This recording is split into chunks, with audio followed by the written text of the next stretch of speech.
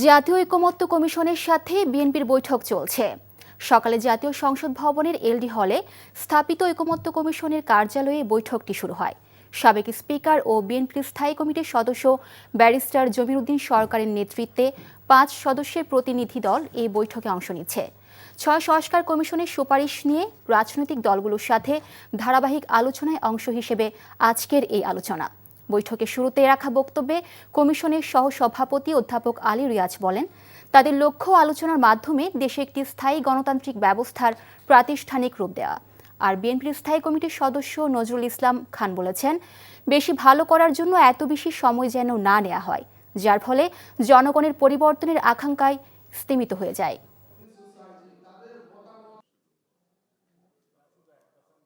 আমাদের লক্ষ্য হচ্ছে একটি জাতীয় সনদ তৈরি করা, যাতে করে আমরা বাংলাদেশে একটি স্থায়ী গণতান্ত্রিক ব্যবস্থা প্রতিষ্ঠা করতে পারি। বারবার আমরা দেখেছি যে গণতন্ত্র কেবল হোঁচট খেয়েছে তা নয়, একটি ব্যক্তিতান্ত্রিক স্বৈরতন্ত্র প্রতিষ্ঠিত হয়েছিল এই দেশে। সেগুলো যাতে ভবিষ্যতে না ঘটে, যার বিরুদ্ধে বাংলাদেশের রাজনৈতিক গণতান্ত্রিক শক্তিগুলো দীর্ঘদিন সংগ্রাম করেছে এবং জাতীয়তাবাদী দল তার অগ্রগণ্য হিসেবে ভূমিকা পালন করেছে, সেই জায়গায় সেই প্রাতিষ্ঠানিক রূপ দেওয়ার জন্যই এই প্রচেষ্টা।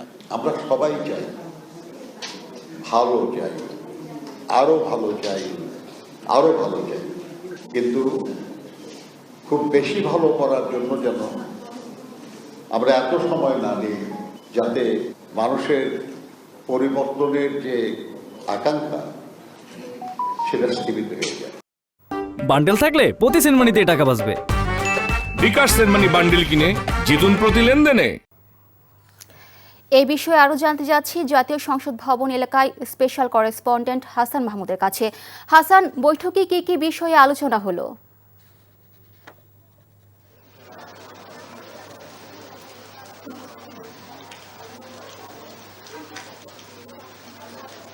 আসলে জাতীয় সংসদের এলডি হলে স্থাপিত জাতীয় ঐকমত্য কমিশনের এই কার্যালয়ে এবং এইখানে বিএনপির সাথে বৈঠক চলছে। মূলত যে বিষয়গুলোতে বৈঠকটি অনুষ্ঠিত হচ্ছে সেটি হচ্ছে যে সংস্কার প্রস্তাব, অর্থাৎ সংস্কার বিষয়ে বিএনপির সাথে ঐকমত্য কমিশনের এই বৈঠক সকালে শুরু হয়েছে, বলা যায় যে 11:15 দিকে এটি শুরু হয়েছে এবং এটি এখনও শুরু হয়ে চলছে। বৈঠকের শুরুতেই সূচনা বক্তব্য দিয়েছিলেন ঐকমত্য কমিশনের সহ সভাপতি ডক্টর আলী রিয়াজ এবং তিনি বলেছেন যে এই যে ঐকমত্য কমিশন যে বিষয়টি চায়, এই সরকার চায়, এই সরকারের সদিচ্ছা রয়েছে যে একটি সংস্কার প্রস্তাব এবং সেই প্রস্তাবের মধ্য দিয়ে একটি সনদ তৈরি করা, যেই সনদের মধ্য দিয়ে আগামী দিনে গণতন্ত্র পাকাপোক্ত হবে এবং একটি কাঠামো, সাংবিধানিক একটি কাঠামো হবে, যে কাঠামোর মধ্য দিয়ে বারবার ফ্যাসিবাদ যেভাবে ফিরে এসেছে, বাংলাদেশ বারবার যেভাবে বাধাগ্রস্ত হয়েছে, সেই পথটি যাতে বন্ধ করে দেওয়া যায় এবং একটি সাস্টেইনেবল অর্থাৎ টেকসই গণতন্ত্র যাতে বাংলাদেশে চিরস্থায়ী হয়, সেই বিষয়টির জন্যই তারা সব দল মত নির্বিশেষে সবার সাথে বসছেন। তার অংশ হিসেবে বিএনপির সাথে তারা বসেছেন এবং সেই সনদ তৈরি করায় তাদের লক্ষ্য।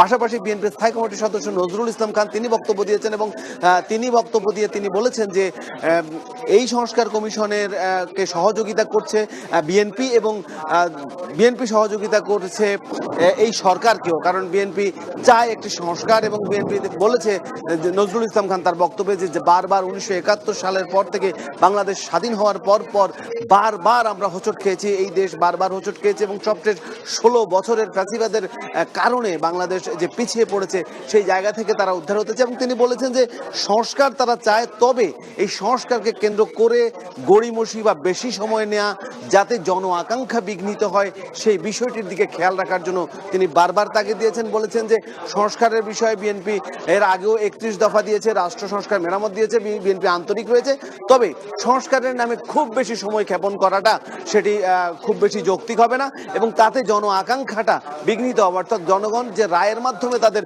সরকার নির্বাচিত করতে চায় সেই বিষয়টি বিঘ্নিত হবে। তো সংস্কারের নিয়ে জাতীয় ঐক্যমত্য কমিশনের সাথে বিএনপির এই বৈঠক চলছে এবং এই বৈঠক আপনার হয়তোবা আজকে যদি শেষ নাও হয় পরবর্তীতেও এই বৈঠক হওয়ার সুযোগ রয়েছে, কারণ দীর্ঘ বৈঠক হবে এবং পরবর্তীতে আজকে যদি এই বৈঠকটিতে শেষ নাও হয় সেটি হয়তো আগামী আরও একটি সময় দেওয়া হতে পারে যেদিন এই বৈঠকটি আবারও অনুষ্ঠিত হবে।